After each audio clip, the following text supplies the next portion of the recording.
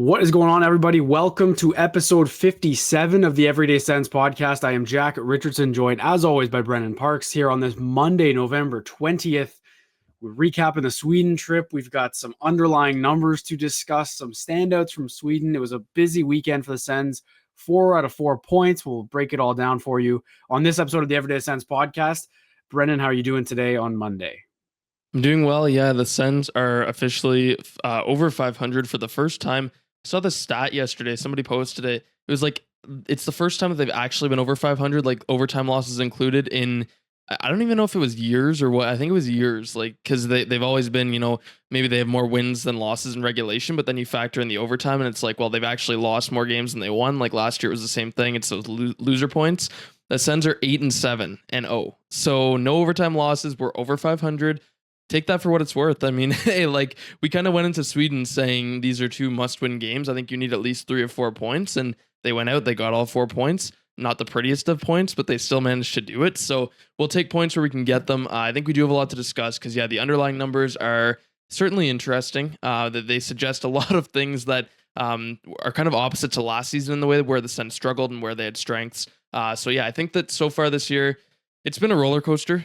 We've had a lot of injuries. We've had a lot of losses, a lot of streaks. They've had now 2 streaks of 3 wins in a row and then 1 skid of 3 losses in a row.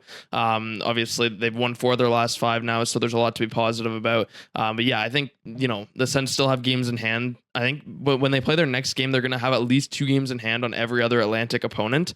And I think Toronto's the only one with 2, and then they've got 3 games in hand on everybody else. So they're kind of in the driver's seat here. Like they've got a lot of games coming up. We're going to look at their schedule too. I think just quick run through a busy December month because there's a lot of games before the new year and a lot of potential for Ottawa to kind of make their way in the standings and kind of pave their own path. I think that's what happens when you have games in hand, right? Like you can kind of just take the driver's seat and like you know exactly the games you have to win and you just have to go out and win them. So I think we're content after Sweden, but we can talk about those 2 games because yeah, there's a lot to get into, a lot of cool moments too. Obviously the Brandstrom Forsberg stuff and a lot of neat stuff in Sweden. I think it was a great thing to go, and I'm happy we got to see that. I hope Ottawa will be in Germany because Tim Stützle obviously had like the goal of the year, and he'll probably win goal of the year at the end of the year. I think that if they go to Germany, like it's going to be an incredible atmosphere because it already was in Sweden, and they only had 2 guys from there. Yeah, they should. I mean, when the Sweden trip was announced, I was a bit surprised. I'm sure other people were too, right? Just it made sense with Alfie and everything, but even the Minnesota Wild, I mean, they had a lot of Swedes on their team, but it's a little bit like why these teams, right? And for the Sens, it was mostly just because it was Brandstrom and then Forsberg, and that's it for Swedes on their team. And I mean, nobody like just talking about the Wild, the win over the Wild on Saturday. No one had that on their bingo card. Anton Forsberg coming in and being the first star of the game with a primary assist on the game-tying goal. We'll get into that game. First, I want to talk about the Detroit one, which, we both have already said that they got 4 points, but it wasn't pretty. This was the most not pretty one of them all. The 4-0 lead just evaporating in 8.5 minutes in the second period of that game was shocking.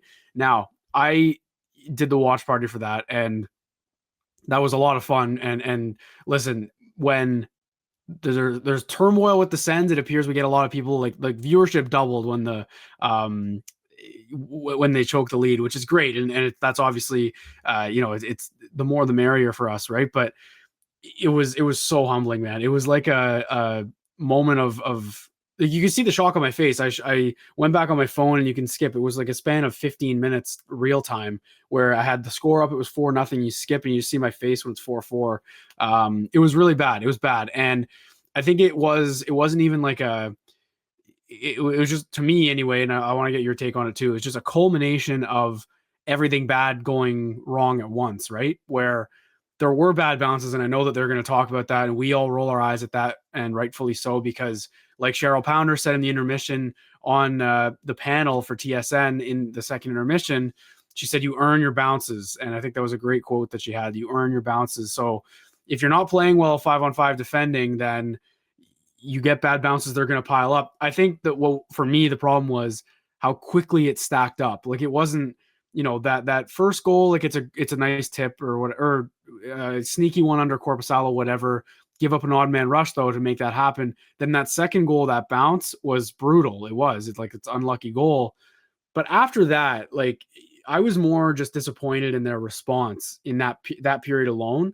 Like no timeout from the coaching staff, but again, just more on the players. Like you got to be able to bear down. Like there's going to be momentum swings. You go down the line in a playoff game, the momentum swings that are going to happen shift to shift, let alone a period, right? So what I wanted to preface it with though was all of that because at the end of the day, I was really impressed with our third period, all things considered. Like it was such a weird game, and obviously capped off by one of the goals of the season in the NHL with Stützle batting it out of midair in the dying seconds of overtime. Like it was such a weird feeling leaving that game. Like two huge points, but they gave a point away to a division opponent that they're chasing right now. So what were your? It's such a loaded question because that was a crazy game. But what were your takeaways from that one? Because me personally, just raw thought was 2 points is 2 points, and if they lose that game in overtime, totally different vibe. But and that might seem like it's dramatic or whatever, and I'm hinging on one play, but that's what sports is, in my opinion. Like it's win or lose, and you judge based on the result. So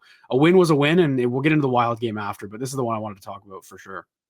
Yeah, I mean, I'm just thankful that they won that game because I think things would have gone very, very differently in on social media and in the locker room and everything if they would have lost that. If you didn't see the game, I mean, they went up 3-0 after the first period. I think that was their best 20 minutes of the season. They were just dominating. Like I know you tweeted that after the first. Like we've been waiting all year for this kind of like start because they've been so slow out of the gate in every game almost, and they just like they came up flying. Like they were really impressive. I'm not gonna lie. I don't often feel like super confident in Ottawa when they have a lead or anything, but when they went up 4-0, Norris scored right at the start of the second period. I thought like this is a wrap. Like Ottawa's dominating, they're on their game. Detroit is sleeping at the wheel here. Like Lucas Raymond in Sweden, nobody cares about that. We're focusing on the Sens right now. It's all Sens. Like it was all Sens in that first period. And Corpusala did play well too. He made a couple of good saves. Like even though he gave up those 4 goals, I thought he was actually really good in that game too.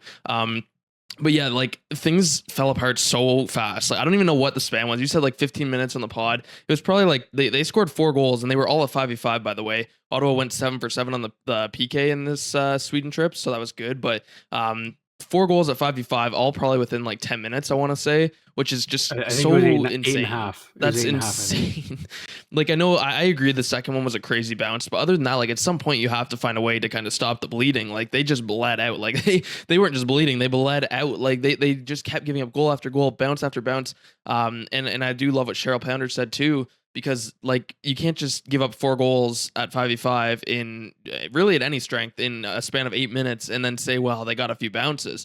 Like don't even give them the chance to get a bounce is what I say, right? Like don't even give them that chance to come in on an odd man rush or to fire it from the point. Like I agree with the fact that you have to earn your bounces. But yeah, the 4 goals thing, that was insane. And I think that if they would have lost that game, it would have gone like there would have been just a new level of negativity and criticism because now not only did you blow that, but like that was a division rival. That was the one negative to that. Like I didn't mind going to overtime and the shootout against Minnesota, but you're giving a point to Detroit in a game where you probably shouldn't have. And we can kind of, it's a ticky tacky thing. Like who knows if that'll even matter. But if you look at like the standings last year, I mean, it really did come down to like every single point mattered at the end of the year. So if Detroit ends up being kind of the team that they're fighting with, and then you gave them that point and you were up 4-0, you come back and look at it, it's one of those things. But regardless, I'm happy they found a way to win. I did do like the glass half full at the end of this game instead of the negativity that we've kind of been experiencing, in the sense that I was happy they found a way to win because yes, they were up 4-0, they blew it, and people were rightfully angry on social media. I mean, I don't know how you can leave that game feeling super content and positive after watching them blow that, because that was like crazy frustrating in the second period, especially because too like they've struggled so much in the second period all season. It's been another issue for them. But I still wanted to go with the glass half full in the sense that good teams find ways to kind of overcome adversity during a game, and I thought that this was adversity. It was self-inflicted, right? They kind of screwed themselves a little bit by falling asleep, letting off the pedal. But I was still happy to see them take the next step of actually coming back, because they crumbled. And this is another thing we're seeing from this core and this team, is that they keep crumbling under pressure a little bit. You know, it's a must-win game and they just don't look great, and they blow a big lead. It happens over and over. It happened last year. They even admitted it themselves. But now being able to kind of find a way to win, even though you gave up the 4 goals, you know, in the third period, I thought they came out, they weren't great again, but they were better. They had a fine third period, got to overtime, and then they managed to win it with 2 seconds. That's all I wanted to see. Like, we can be angry about the point to Detroit, but the fact that they came out, and even though the momentum was 100% in favor of Detroit after those 4 goals, they just kind of bent, but they didn't break. And it was kind of the same in the Minnesota game. They bent, but they didn't break.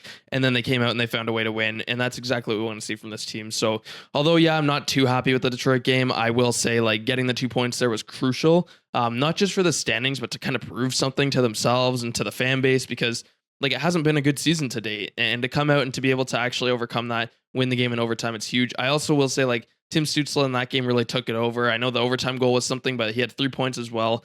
Very, very impressed with his game there. And Brady, too, like he had 2 goals in that game. Stepping up, I want to see that more often because I do think those top guys have been a little inconsistent. I know Brady's got 10 goals, but what was it like 5 of his games have been 2 goal games or something like that? Like scored in it's 5 games, but he's on pace yeah, for 55 goals, you know? yeah, which is like it's you can't be negative about that, but it's like I do want to see a little more consistency from the top guys in general, every single night. But yeah, I was happy with the Detroit game, and I'll get your thoughts on the Minnesota game too, because that one was a little bit of a snoozer. There wasn't much going on in there, and that's what Minnesota does. Their goal is literally to just like bore everybody. Apparently, they just come out and pretty much like there was so few high danger chances in that game for either team. It was just perimeter. It was like Ottawa's going to let Minnesota have the puck, pass it around the perimeter. They're going to fire a point shot, and it's just going to get blocked and go the other way. It's like such a weird game in that sense. But in that one, what I was most happy with was kind of what I said about the Detroit game, and that Ottawa went into the third period down 1-0. Did they deserve to be? Maybe not, but they were, and they found a way to tie that game up. Eric Brandstrom, by the way, loved that. He came in just with the slap shot. Forsberg, really cool moment. Forsberg passed it to him. But again, kind of coming in because I honestly kind of felt like Philip Gustafsson was going to get that shutout after 40 minutes. I was like, this would be so typical, right? Like if we're following the Sens storylines, they always get shut out by goaltenders like this. And Gustafsson's been the worst goalie in the league so far this year, but he was really good. But they still came out. They found a way to tie the game up and then win it in the shootout. And again, all I want to see, like we can be upset that they went to overtime. Maybe they shouldn't have gotten to that point, but whatever. 4 points is 4 points. It was a weird trip too, right? You've got the huge break beforehand, you've got the huge break afterwards, but at the end of the day, very content with 4 points, and that's what they needed. And we are above 500, like we said before. So at the end of the day, the thing is that like my biggest takeaway from the weekend is you look at Detroit even too, they lost both games in overtime, and the feeling coming back for them has to be way different. It's a waste of a trip, whatever. You get 2 out of 4, still not losses technically, like not full on losses, but the thing with the Sens is that they won a game where they collapsed. It's a high scoring game, barn burner, like really exciting, edge of your seat kind of hockey.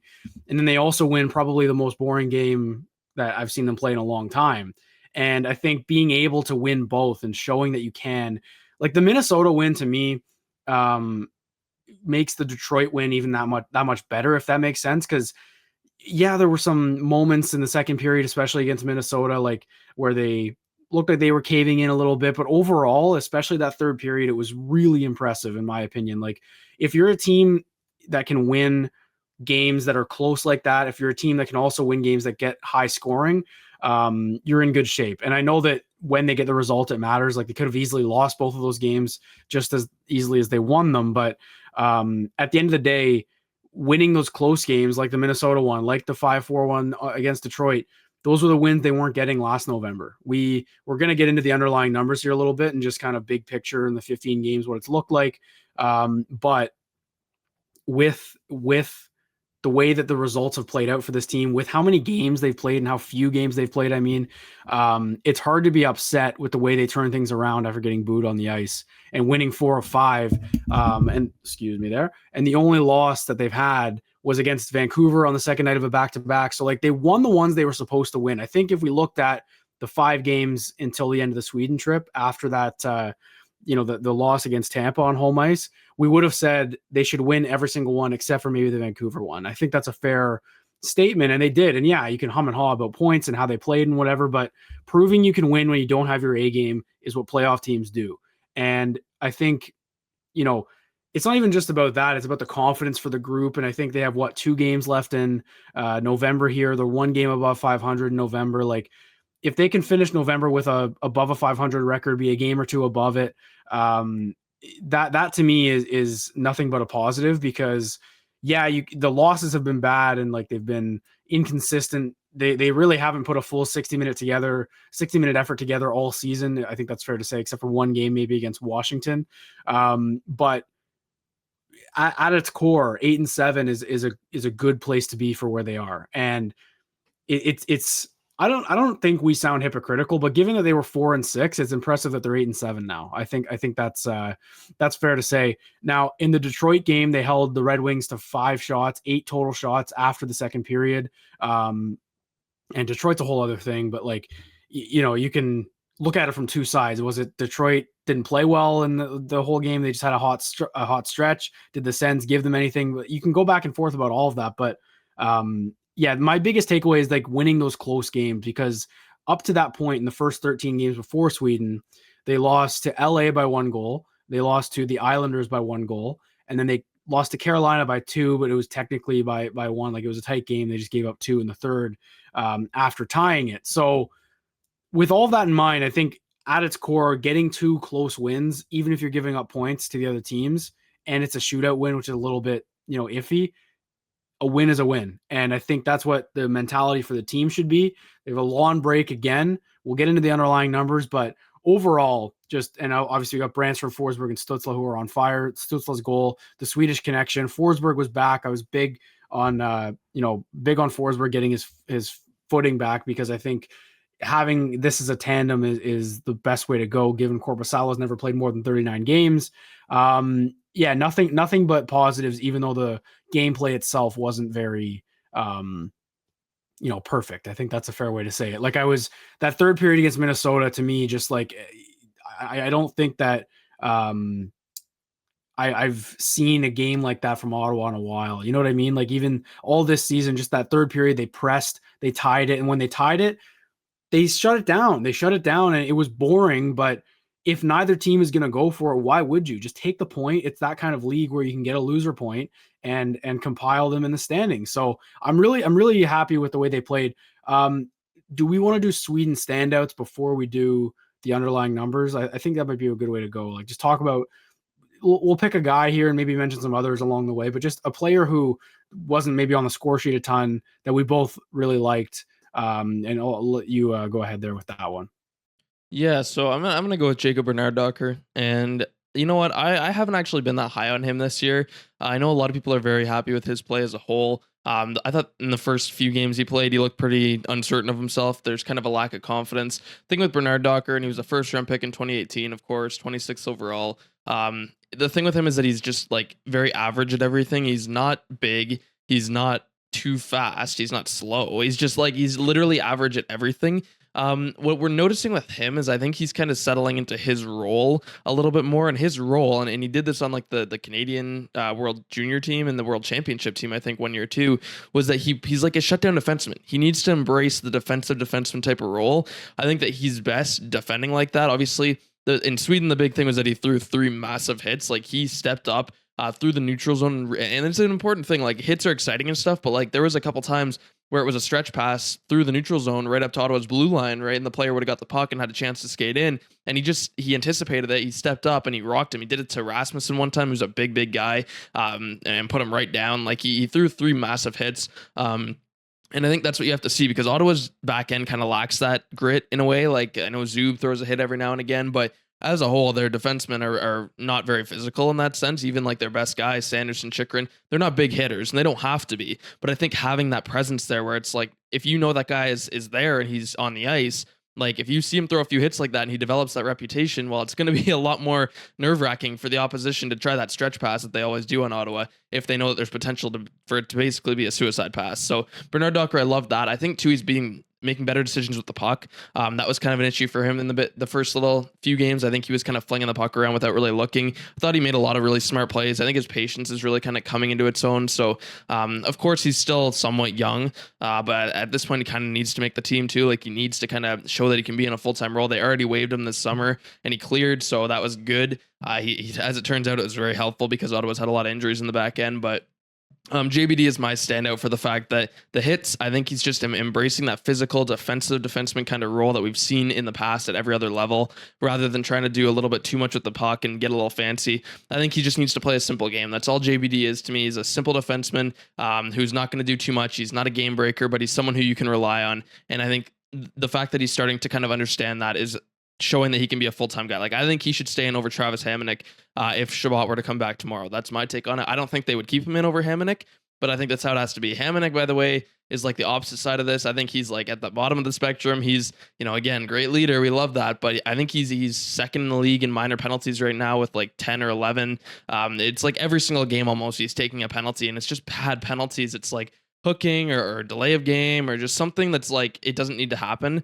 And then you look at a lot of the goals against, and he's kind of caught just standing flat-footed in front of the net and getting taken advantage of by the opposition. Like he's their biggest liability, and I hate to say that because we like him off the ice, but at this point, I would keep JBD in over him. Would you agree with that? And give me your standout as well. Yeah, I definitely would. I don't think anyone can disagree that JBD's been better than Hamonic in the last 3 or 4 games total. So it's 2 weeks. So again, it feels like it's been a long time, but it's only 4 games. So it is still a small sample. But I think during camp, it was the opposite, right? Like it wasn't really debatable that JBD wasn't playing better than Hamonic or wasn't playing well enough to earn a spot over Hamonic. Like Hamonic had a good camp and he had a good start to the year. But then when Zub went down and Hamonic had to play more where he's not really suited, his game struggled, and he hasn't really recovered since Zub came back, to be honest. So it's not ideal, obviously, having that problem, but we'll cross that bridge. Still a little bit of time before Shabbat's back. A lot can happen, injuries or whatever, and knock on wood that they don't, because Zub is very, very important. But I agree. JBD should stay. I think he's been great. I don't know if you mentioned the block shots too. He's like just way more block shots than anyone on the team, and he hasn't played the whole season. So while blocks aren't the best stat in terms of puck possession or whatever, it's better than not blocking it, right? So, you got to get your body in front of it, and the hits as well. Like he's just always been a steady stay-at-home defenseman. So that's why I've always valued him over like a Lassie Thompson in terms of who is going to make the jump first, because the Sens don't need offensive defensemen anymore. They need a guy who can just come in and do what Zub's doing. And I think JBD has that potential. He's still young. We got to remember that. Signed on a great deal too, 2 years, $800K per one way. So he is not worth waivers right now. I would be shocked if he's sent down. The problem is when Shabbat's back, the cap space, that'll be all worked out. Be interested to see how Steve Stais does it, because when he took over as interim GM, Shabbat was already on the IR. So he didn't really have to deal with the cap stuff. So we'll see how that all works out. But in terms of my standout, I like JBD. He's a great pick. He had a really solid 2 games, even though the analytics with him and Chychrun I don't think were great, which again, we keep teasing. We will get into the underlying numbers as a whole for the 15 games. My standout is going to be Josh Norris. He had that, at the time wasn't a big goal, but ended up being an important one. The 4-0 goal against Detroit, which was the tying goal that held that lead. I think that Norris in those 2 Sweden games just looked like he did a couple seasons ago. And there's been, I think that Washington game, like he scored the 2 goals and there's a bit of a drop off. Like he got some goals here and there, like just late in those games against, Buffalo or against whoever else it was, when it was kind of, I like to call those like extra cookies kind of, because it's, they don't amount to anything. You don't end up winning the game, but they still score 3 or 4 extra goals than you would have. And Norris, it felt like was getting his points there. So he was kind of quiet. Like the power play wasn't humming. They changed up the top unit. He's not really getting the one-time looks. But these last 2 games, honestly, especially since they changed their line to Tarasenko, Joseph, and Norris, I think Norris playing with Joseph makes him skate more. And that's not a knock on Batherson or Kachuk or Giroux or whoever else he was playing with. But when you're a good skater like Norris is, he's an underrated skater. That was the book on him when they traded for him. It wasn't the sniping. I remember Trent Mann having an interview a while back when he was still the amateur scout saying, we didn't anticipate Norris being a 35, 40 goal guy. That just kind of came out of the blue, which is a bit of a stroke of luck. But the book on him was that he's going to be a great skater, 2-way centerman. And I think we saw that in Sweden. I thought he looked like he was flying out there. And on both ends of the ice, the face-off dot, he's really taken a step this season. Clearly had some time to practice it during his injury or whatever, even though he probably couldn't take draws. But to me, I think Stützle stole the headlines this weekend, especially for the Detroit goal. He had a great game, the great assist to Kachuk on his second goal of that game. But to me, I left this trip feeling confident in that 1-2 punch of Stützle and Norris for the next 8 seasons, because having that guy as a weapon, he's proven he can be a true number 1 centerman in the NHL. We just didn't know what the ceiling of that was, because like technically there's 32 number 1 centermen in the NHL, but is Norris number 32, or is he going to be a top 15 kind of centerman, like that kind of potential is what I'm saying. When he plays like he did in Sweden, I think he absolutely can be, and it's a lethal punch for Ottawa to have. So I'm leaving this trip or going on to the next set of games feeling very, very confident in the center of the ice. And that's without a Ridley Gregg there, and that's without Shane Pinto back. The reason I think he's standing out, like obviously just the one goal and then the shootout winner, but it's more when we were talking about getting Norris back, and this team's a legit threat when they get Norris back. Admittedly, I forgot how much of an impact he can have. Face-offs, his skating, like just that 5-on-5 offense is coming for him this year, which wasn't really there in the year he scored 35 goals. But having that there now, it's so apparent that this was such a valuable piece they were missing for all of last season. So I'm really excited. And again, you just got to hope he can stay healthy the whole time. He looks great. He's physical. Face-offs aren't a problem. So I'm personally very bullish on the Sens center ice right now because Norris is playing really well, and knock on wood again, but we're hoping that he can just stay healthy because him being there alone just makes them a whole different threat offensively. Yeah, I think the biggest thing with Norris for me too, like health for sure, but is the fact that he needs to be like a dynamic player. I think that's kind of what he was when he scored 35 goals. Is he was like when he had the puck on his stick, he was actually able to make things happen. You know, he would skate with the puck, he would like make moves, get himself into shooting lanes, and I thought he was doing that more over the last two games. He looked like that dynamic presence again. Like you said, I think he had the goals against Washington, but then he kind of I don't want to say he was like invisible, but he was just kind of floating. It seemed like he was one of those guys who he was there, he was producing an okay rate, but like he wasn't really the play driver or doing a whole lot. I noticed him a lot throughout the last two games, so I'm hoping that he can just sustain that because he is someone who like you want to when he's on the ice, you want him to have the puck and you want to feel confident when he has the puck. And I haven't really felt that a whole lot since he came back until the last couple of games, and he just kind of took the bull by the horns a little bit, and that's what you want to see with him because again, yeah, like Timmy has taken over the number one center role, but like Norris was there, right? Like he came in as the number one center last year, and he, he really should be at that level again, in my opinion. Obviously, it's going to take a bit of time coming back from the injury and stuff, but even then, it's when he's dynamic and you have that 1-2 punch with Timmy, it's next level because yeah, they are going to be one of the best center duos in the league if Norris can kind of sustain that level of play. Because Stützle obviously is already arguably a top 10 center. So if you've got that 1-2 punch, that's awesome. Ridley Gregg too, like you said, and Pinto, like they have a wealth of options here. I mean, Ridley Gregg was like the best player on the Sens in my opinion this year, maybe aside from Sanderson. Before he got hurt, he was right up there for sure. If you've got a 1-2-3 with Gregg there, or even Pinto and Gregg goes to the wing, like the forward core looks a whole lot better than it does right now, and it already looks pretty good. So I think that Norris is kind of the centerpiece there, and someone who is often overlooked now because of Stützle. Like Norris was that guy when Stützle was playing the wing and before he kind of emerged as that number one center. But now that Timmy's there, I think Norris has a bit of the pressure taken off of him. He just has to take advantage of that and show that he's confident and he's able to shoot. I will say I want to see him shoot more on the power play. It's not really his fault, but they haven't been setting that up. Their power play has not been very good. That's another number we can look at. It's been like, I think 18th in the league, 17th, something like that. And it's just like they haven't gotten him the one-timer looks at all, which is what was so successful. Now, I do think teams are kind of taking that away a little bit. They're kind of focusing on that play because that was so good for Ottawa when he was healthy.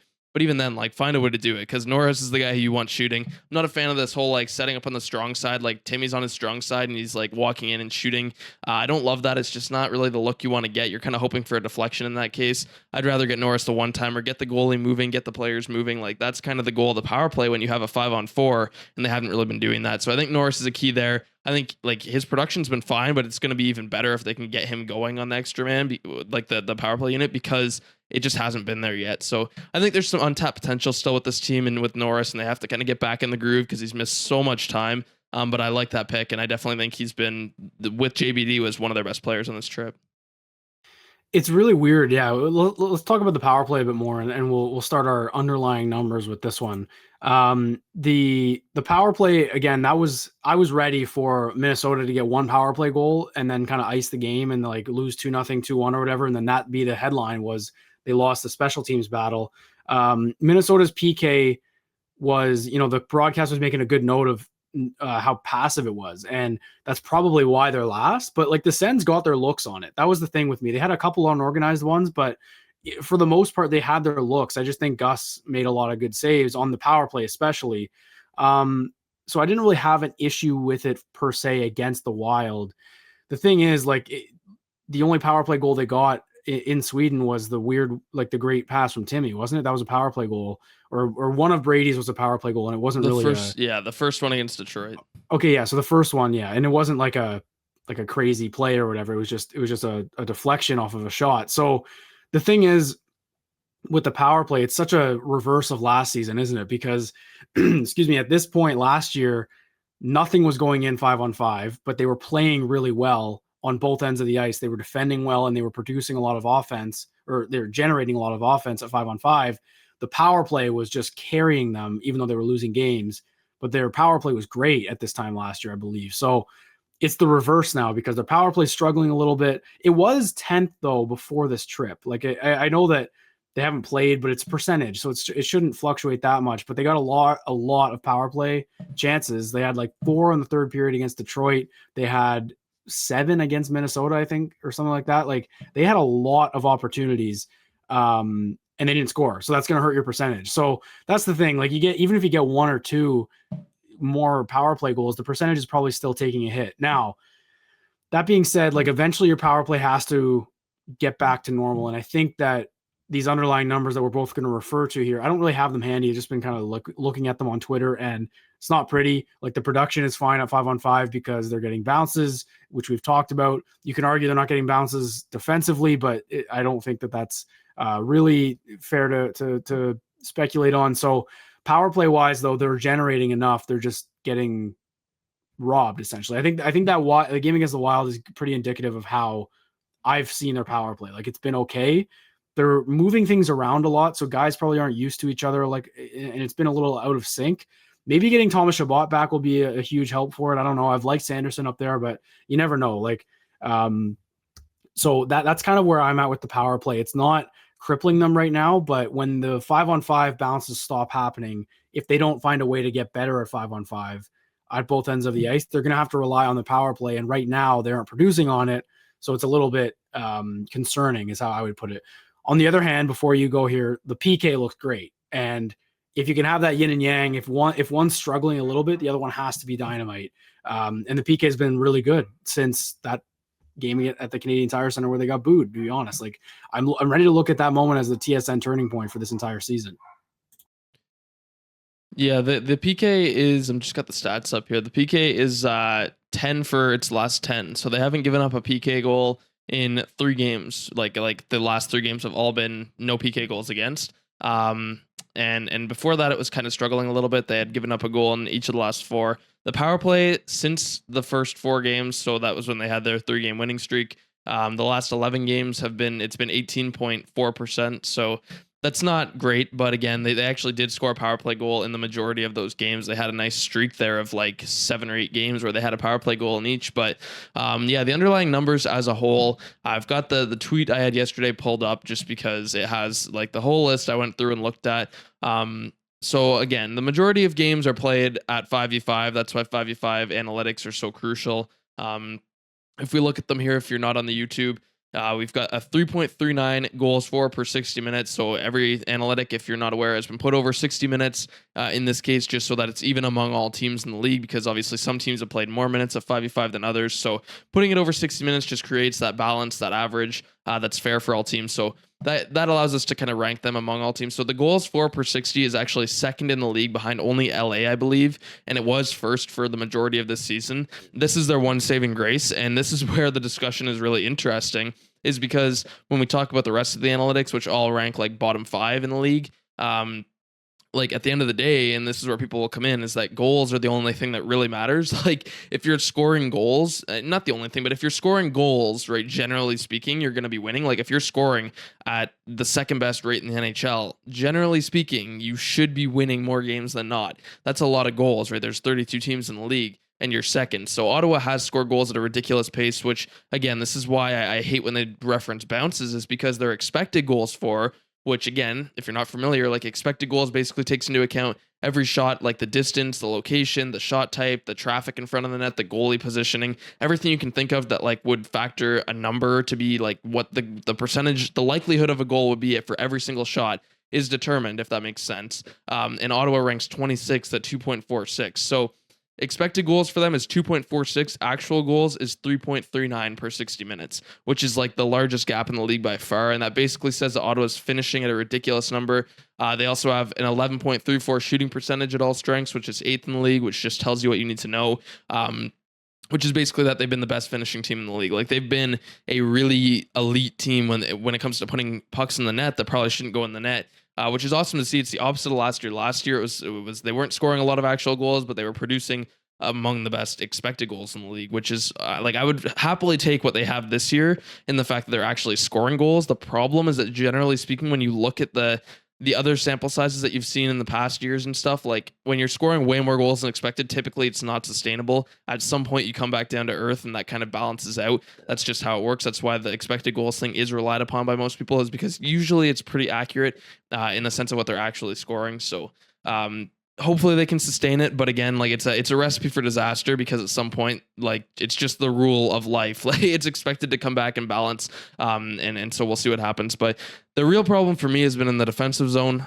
They've given up 3.13 goals against per 60 minutes at 5v5. That's 29th in the league. So that's with the Chicagos of the world. That's with like the San Jose's. That's with the worst teams. And that's just literally the amount of goals they've given up. There's not even analytics there. It's just goals against per 60 among all teams. And that's 29th in the league. Expected goals against per 60, 2.91.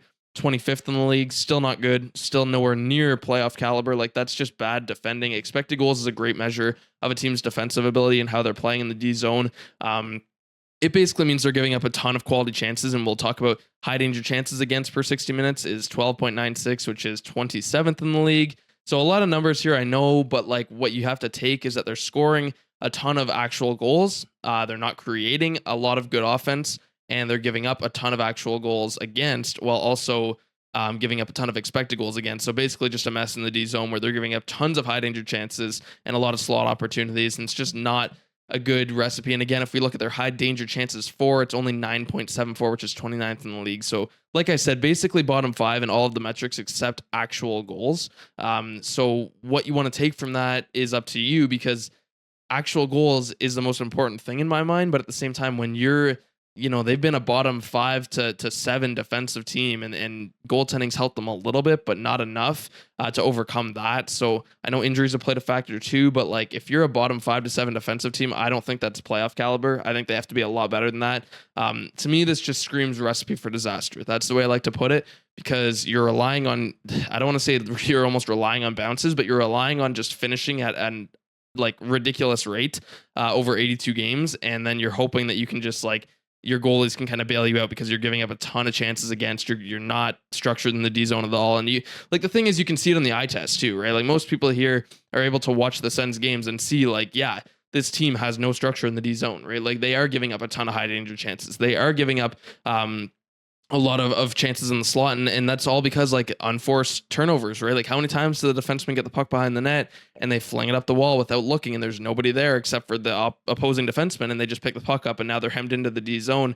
It's simple stuff like that that leads to these chances and the bounces that they talk about all the time. So I'll let you kind of talk about some of these numbers too and what you think, but I think that the eye test really does match the analytics, which isn't always the case, but in this case for Ottawa, I do feel like, yeah, it's awesome that they've been finishing their chances, but at the same time, like you're gonna run thin on this bit of luck that you're having, because it's just not plausible to think that you're gonna score at this rate while surviving, giving up among the most goals and chances in the league.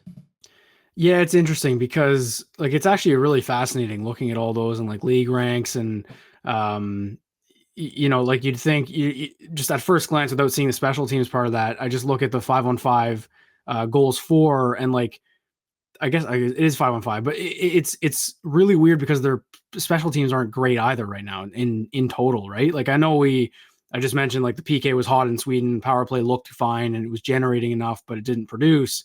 Like it's really weird, and this is like an 8-7 roster. So to me, I think I'm just thinking about last year. It's the complete opposite of last year because their analytics, I think, were middle of the pack on both ends of the ice, which was, we were pretty impressed with it. Same coaching staff and everything, pretty much the same roster, give or take a few guys. But the 5-on-5 production wasn't there, just straight up goals for per 60. Now it is, and the analytics aren't there. So again, obviously coaching is the biggest thing. Like that would change immediately with coaching, but I don't hate. Well, I do. I don't want them to ride it out, but I know that they will, and especially with this recent success, they're not going to change on a dime and get rid of the coaching staff. We can debate that all we want, but just that's the reality of their situation with the new management coming in, new ownership, like the way the timeline played out, which is frustrating. But I still think that there's a way to turn this around. Like the expected goals for per 60 being that low is surprising to me. It really is. Like to me, I feel like they've still produced and generated enough at 5-on-5 offensively. It's just defensively that they've had nothing. And I don't have an answer for that because you're right. The eye test completely matches it. They look like chickens with their heads cut off in the defensive zone a lot of the time. I think the offense is just the high danger chances though. Like it's the fact that Okay. it's almost like a tricky thing because I think Ottawa creates a ton of shot opportunities. Like they love to shoot the puck, right? So you're watching the game and it's like, well, they're getting a lot of shots and these are eventually going to result in bounces and stuff. But I think with analytics, it's just you value like the slot opportunities and the odd man rushes and stuff like that. And Ottawa just hasn't gotten as many of those as you'd like to see.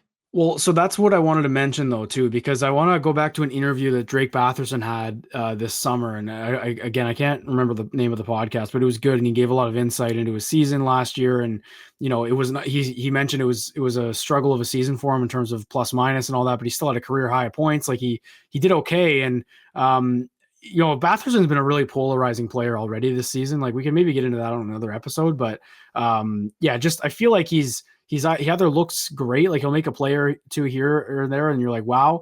And then he'll flip the puck over the glass when he didn't need to, like just really weird penalties. But the thing that Batherson mentioned in that interview was that, he felt like he wasn't shooting the puck enough last year. And he hit a lot of posts, but he said, I gotta work on just shooting it at the goalie more often. And the one stat you don't have up there, and it's not an analytic, but in terms of shots on goal, they're sixth in the NHL. So that's all situations. It's not just 5-on-5, but in real goals too, they're fourth in the league. So they're second in 5-on-5 goals, real goals, they're fourth in the NHL. Shots on goal, they're sixth. So what maybe the team in general is doing at 5-on-5, it is a different mentality. DJ did allude to them changing their systems defensively. And for all we know, nothing that if anything, that's made it worse. But if that was even possible. But offensively, like there is something to be said for just shooting absolutely everything you can. And now it's tough because last year they didn't do that. I don't know where they ranked in shots on goal last year, but they are shooting the puck more this season. It feels like anyway. And I think maybe Batherson's mentality about I want to shoot the puck more, get it on net as much as I can, test the goal, like make the goalie make a save is basically what his mentality was. So if that's the idea offensively for this team at 5-on-5, and they've clearly caught goalies sleeping more often than not this season. Like I don't hate that. And obviously that's just because it's working. Last year it was the opposite. They couldn't score, and it felt like they were getting goalied every night, and they were behind the 8 ball in November. So I think early in a year too, you don't know who's going to be a really good goalie that season. Like you can't go in being like, oh, we're playing, Philip Gustafson tonight, who was actually very good, but in general, he hasn't been good this season. Or, oh, we're playing James Reimer. Let's shoot absolutely everything we can. Like it's weird. It's a weird stat to look at, all of these. But I'm thinking that the offense stuff is on purpose, if that makes sense. Like they are getting bounces, yeah, but every good teams get bounces, and good teams don't get bad bounces against, if that makes sense. So I expect the 5-on-5 goals forward, like it should drop off a little bit, but I'd be surprised if they finish outside of the top 10 with all the firepower they have on this team. Like it'd be pretty like disappointing if they do, to be honest. But the expected goals, that's a whole other thing. Like maybe it's just the way that they're playing that doesn't like lead to buzzing around the offensive zone. I'm not sure. Yeah, it's what I said. It's just like they don't really like it's a hard thing honestly because when you're firing the perimeter shots, like Batherson, I know he said that and everything, and it's pretty obvious on the ice because he'll often come in and he'll like just skate down the wing and then fire a shot from almost like the goal line and try and pick the short side top corner. And like I don't know, I don't love it personally. I'm not gonna complain because right now they are scoring at a high rate. I do think that too has to do with the personnel a little bit. Like Tarasenko is an elite finisher, he always has been. Kachuk can put the puck in the net, but again, Kachuk's like a guy who generates a ton of chances, and then he ends up with a really crazy ratio because he creates like so much around the net, and then he still scores a lot of goals, but it's just a weird thing. But like they have a lot of guys who will score goals. That's why I do think they're going to stay in the top 10, like you said, for goals for per 60, just because they have a lot of guys who can score goals. Like I have a lot of faith in their top guys to put the puck in the net. Um, it's just a hard thing with analytics because the XGF, like I said, it's so reliant on creating slot opportunities and creating the odd man rushes, and like Auto just doesn't really do that a whole lot. They're very perimeter focused. If you look at the heat maps too, which shows like the areas where they most shoot from, it's often from the perimeters, and it's just been working for them. And I think that to their credit, like I think a lot of their system and what they like to do is create traffic in front of the net, right? They have a lot of guys who are very willing to go in front of the net, create havoc, kind of get the defenseman out of position, and then get rebounds and stuff like that. And they do that well. They get a lot of deflections too. So if it's working, it's working. Like we can't say it's not working because they're scoring a lot of goals. The problem is that if it does drop off, and again, but if it does fall off to end up being, a sudden change and it comes back to last year and suddenly they go on a 3-game skid, and in those 3 games they just haven't been able to score goals at all, you start to look at it and you're like, okay, maybe we now need to change what we're doing, and maybe like instead of Batherson coming in and firing the crazy low percentage shot, he comes in and he actually sets up in the ozone, we pass it around, we get people moving, and we try to get that bumper look to the slot, because they just haven't really been doing that. But again, they don't need to. Like they're scoring goals, and that's all that really matters. Like I said, the power play is fine too. Like the power play is 18th at 20%.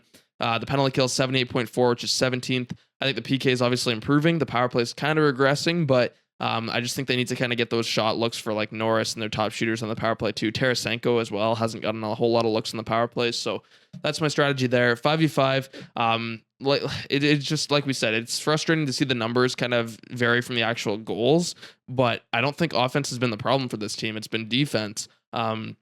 And really, like, this is why I say I feel bad for their goaltenders, is because I think they've been hung out to dry in 90% of their games so far. Like, they just kind of force them to deal with among the most high danger chances in the league. Like, it's just constant slot opportunities and rebounds and just crazy stuff for the goalies that they have to deal with. And they'll make, like, I think there's been more than a few losses this year where the goalies, Korpisalo especially, has made like crazy saves in the first period. Like, he's made 4 or 5 high danger saves that a lot of goalies would have let in. And you're like, wow, this is so good. But then it'll eventually just kind of break, right? Eventually the dam collapses and they end up scoring a couple goals. And then everybody's like, well, Korpisalo kind of had an off night. But in reality, it's like, what do you expect from a guy after he faces this many quality chances in the first period? And then in the second period, and then again in the third period, it's like eventually it's going to break, right? Your goalie can't just bail you out every single night. So for me, the biggest problem is not personnel. I think it's primarily the D zone. It's a mess in the D zone. I think even analysts have said that too. Like Cheryl Pounder was big on that. Like in that game against Detroit, she came out, had the great quote about the bounces, but she also said, if I'm Jonas Korpisalo, I'm completely pissed off because the team in front of him just like collapsed, and they do that often. It's like I don't know what it is in the D zone, man, especially because DJ Smith was a defenseman and he ran the defense in Toronto. You'd think like he'd have a better kind of system in place and structured play, but it's just kind of a mess. I really don't feel it's personnel. I think their team is good enough. I think their roster is much better than the record should be right now. Like I think they're better than an 8-7 team, and better than these numbers show, because like you go out and you acquire Jacob Chikrin, but Jacob Chikrin's really struggling in the D zone, which is not something that's been common to him in his career. So I just like Giroux's numbers have gone down. It's really bizarre how players seem to come here and their defensive numbers just like fall off a cliff. I just think that's a team thing, but hopefully they'll fix it. I mean, I don't know if anything's going to change, but at the end of the day, like they're going to just have to keep relying on their goalies to be average to above average and hope that they can keep scoring at this rate. Because with the way that these numbers are and just in general, I think that, and with their special teams being mediocre too, I think that like they're playing a dangerous game where if they stop getting the goals and they just go on a bit of a dry spell, because that does happen, right? Like most teams at some point or another, you're going to face a bit of a dry streak of goals where you're just not getting the bounces, as everybody loves to say. And like if that happens, it's going to be a hard thing for Ottawa, because their D zone, like they really are relying on the goals right now. And hopefully they don't end up suffering that early in the year, because at some point I feel like that will fall off. But yeah, I'm content with them overall. I don't think the numbers tell the whole story. Like I said, I think they could easily be a whatever they are, 10-5 team right now, with a couple of wins, but I'm happy moving forward. I think most of the Sens game overall has been improving, which is what we want to see after a rough start. Well, that's the thing. That's why that Minnesota win was so impressive to me, because it felt like they weren't getting those bounces and they defended relatively well. Like I'd be curious to see the or the hockey stat cards that I follow, like to contextualize every single player per game.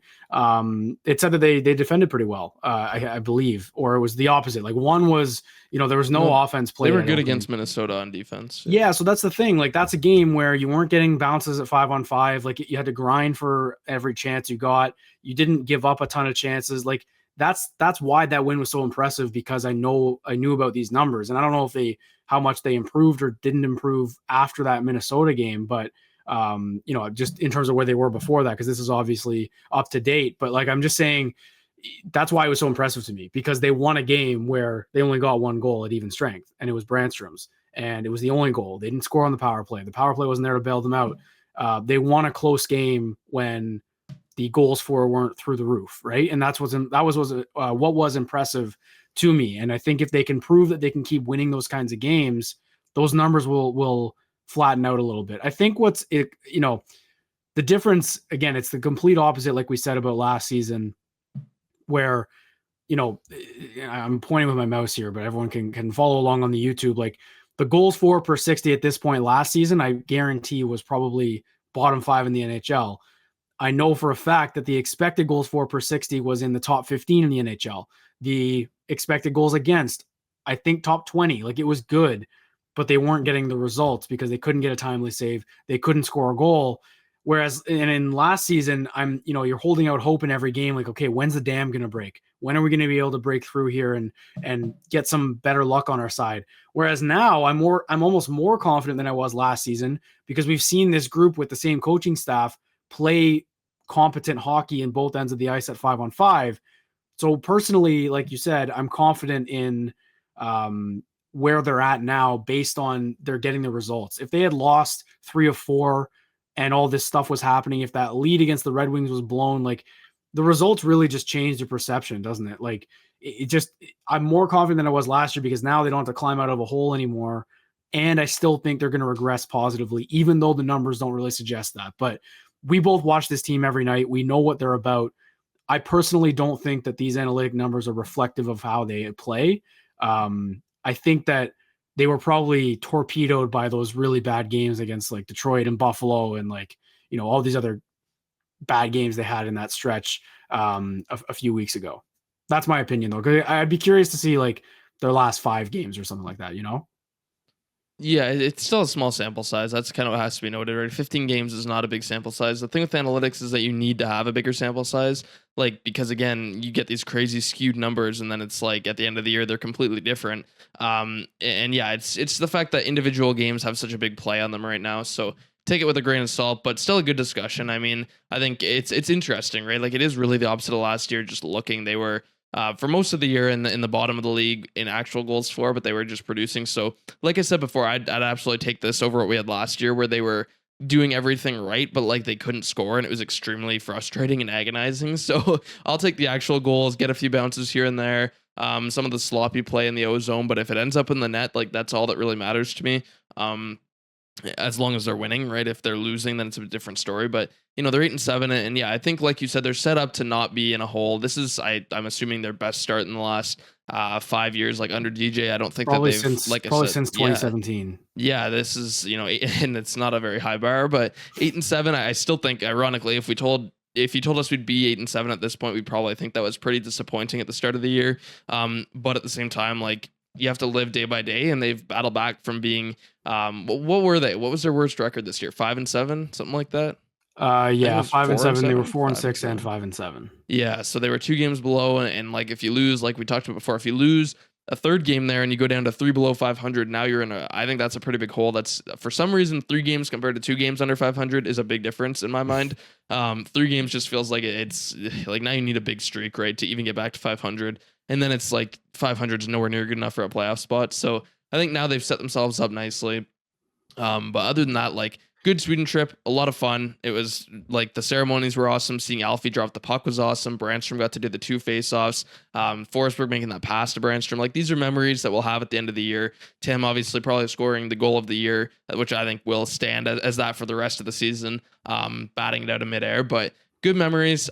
Two big wins, two gritty wins. Like you said, finding ways to win. Good teams find ways to win, even if they don't really deserve it. I think that's a big thing for Ottawa. So even though people were disappointed, they weren't dominant wins other than that first period against Detroit. I'm kind of happy to see them grind victories out, because that's something they're going to have to do down the stretch. You're not going to play the top teams in this league and just dominate them every night. You're going to have to grind them out, right? Find ways to, even if, you give up a couple goals in a row, you lose all the momentum, battle through it, right? Detroit's been a really good team. It should never have been expected that they would just dominate them. But yeah, if you give up the momentum, you got to be able to battle through it. That's something we haven't seen this core do. As a young group, like last year, they really did crumble. So I like to see them kind of bend but not break, and then find a way to get the 2 points, because they're going to have to do that more than a few times. Yeah, it's a long year, and you got to pile up points where you maybe don't deserve the full 2 points. One more thing I wanted to point out about the underlying numbers, and something that might lead to the goals for being a bit inflated, maybe, and just the low percentage shots that they're taking. Their blue line has a lot of goals this season. I don't know where they rank in the league in terms of defenseman goals, but Chychrun has 5, Sanderson has 4, Zub has 2, Hamonic 1, Brandstrom 1. Like 5 of your defensemen have a goal. 2 of them have 9 between the 2 of them, and your best offensive defenseman hasn't even scored a goal yet. So that to me is like probably the core of why they have so many. You look at all the forwards, like I think Chychrun's tied for second on the team in goals, right? With 5, with Norris, which is insane to say, and Giroux. So like Norris, Giroux, Chychrun all have 5 goals. There's a few others at 4. Like everyone's in and around that same area, but having it from the blue line, if you're generating shots from the point, they're never going to be high danger chances. But you've got the skill of Jacob Chychrun back there. Sanderson's proving he's got an offensive side. Like you can't knock that. I think that might be why like the numbers are a little bit skewed in my opinion.